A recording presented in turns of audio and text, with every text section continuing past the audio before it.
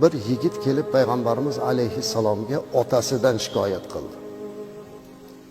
Ajablanmang azizlar, bizni diniy idoramizga bir oyda bir marta bo'lsa ham otadan shikoyat qiluvchilar keladigan bo'lib qoldi. Otasidan shikoyat qilib Rasulimiz alayhissalomning oldilariga bordilar. Shikoyatini qarang, aytdilarki, kelgan yigit: "Ya Rasululloh sallallohu alayhi va sallam, otam meni topib kelgan hamma molimni ishlatib yuboryapti" dedi. Butun moli dunyoyimni ishlatib yuboryapti. Bunga haqqi bormi dedi. Payg'ambarimiz alayhissalom aytdilarki, otangni chaqirib kel. Borib otasini Rasululloh sallallohu alayhi vasallam chaqiryapti deganlarida ota bechora bildiki, uni haqida Rasululloh sallallohu alayhi vasallamga shikoyat qilibdi. Endi bir tasavvur qiling-a. Butun dunyolarga rahmat bo'lib kelgan payg'ambar alayhissalomga o'z o'g'li bo'lib otasini ustidan shikoyat qilishlik. Qanchalik darajada og'ir ota uchun. Otasi o'g'liga "Sen ketaver, men orqangdan boraman" dedi-da, orqasidan ketyapti. O'zlari shoir, tabiat inson bo'lgan ekanlar. Bolasini orqasidan ketayotib, ichida bolasidan shu darajada ranjiganidan, o'g'lidan ranjib bir she'r yozib yoribdi.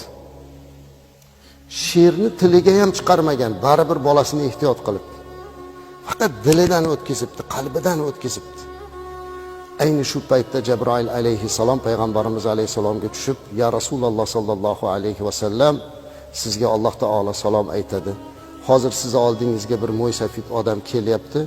Shunga ayting, san ichingda kelgan ammo tilingga chiqarmagan narsani aytib ber" deb so'raysiz dedilar. Haligi odam keldi, o'g'li turibdi.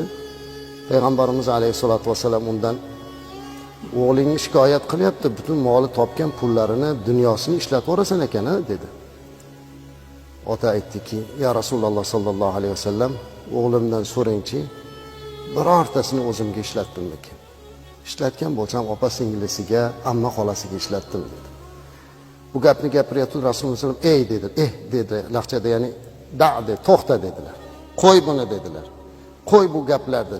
Sen hozir kelayotganingda ichingda aytib tilingga chiqarmagan bir narsa bor ekan, shuni aytib ber" dedi. Haligi ota hayron qoldi.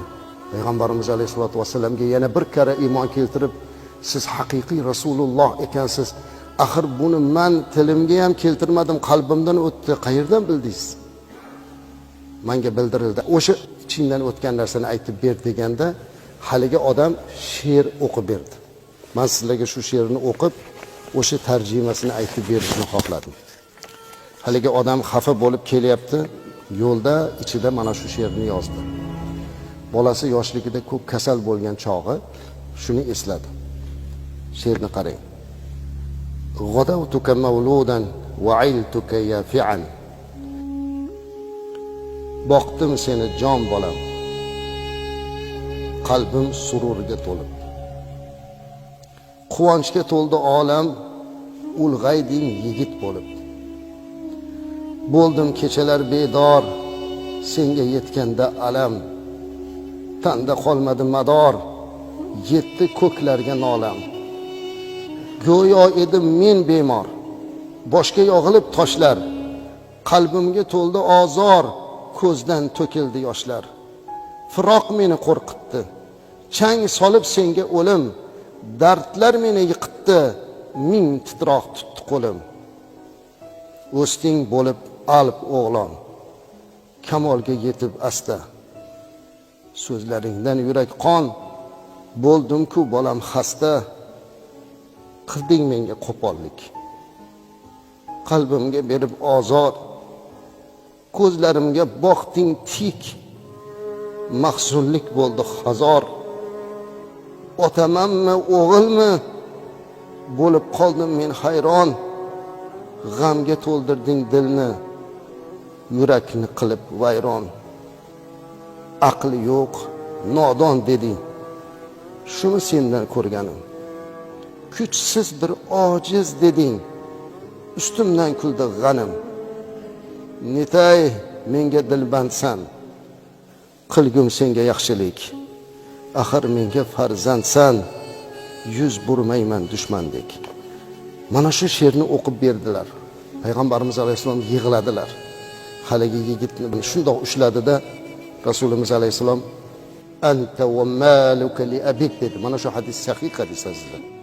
Anta va maluka li abik. Sen ham moli dunyoing ham otang uchun dedi. Otayniki, sen ham moli dunyoing ham dedi.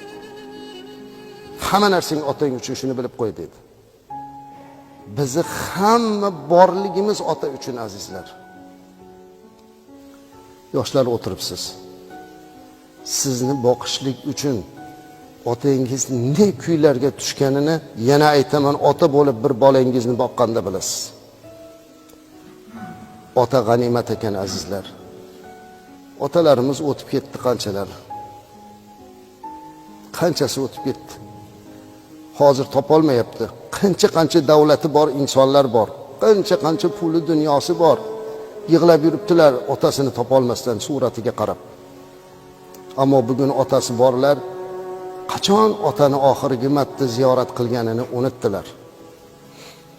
Azizlar, ona qalbi musaffo, ona ajib, ona yaxshi ko'rishini bildiradi bolasiga. O'padi, peshonasidan silaydi, erkalatadi.